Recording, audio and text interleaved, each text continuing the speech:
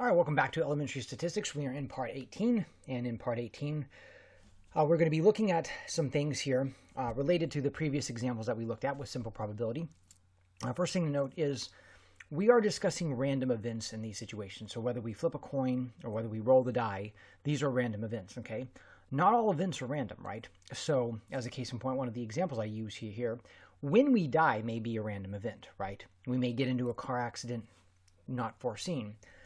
But that we die is not a random event. All humans that have lived die, right? That is a guaranteed thing to happen. So we're still under the laws of physics here. And then number two, many events may be influenced by other factors. So we may want to look at these other factors.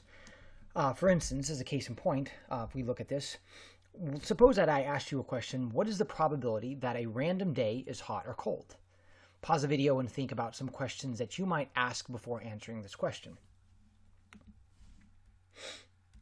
One of the questions that you might ask is, what region of the world are we talking about, right?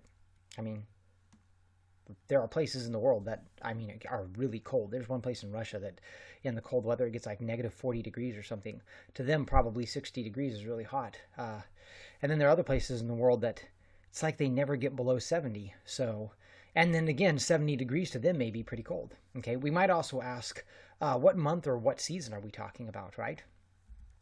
Another thing that you may ask is, what is the definition of hot or cold, right? That may matter. If we don't know what the definition is, we may not be able to answer.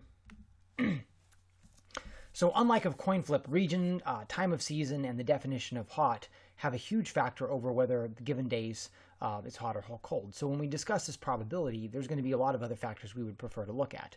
And it's the same thing if it's like, well, we're going to randomly pick someone from the population and we're going to ask, whether they're rich or poor or whatever. We would want to know more specifics. We want to be able to define that, refine that more before we get into the probability. So just keep this in the back of your mind.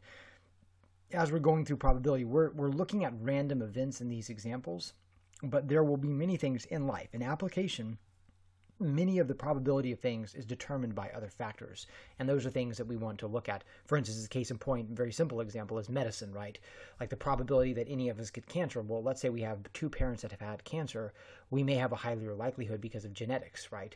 But that doesn't still guarantee that. There may be other factors like where we live, what we eat, what our lifestyle is. So just keep that in the back of your mind as we're going through this probability series.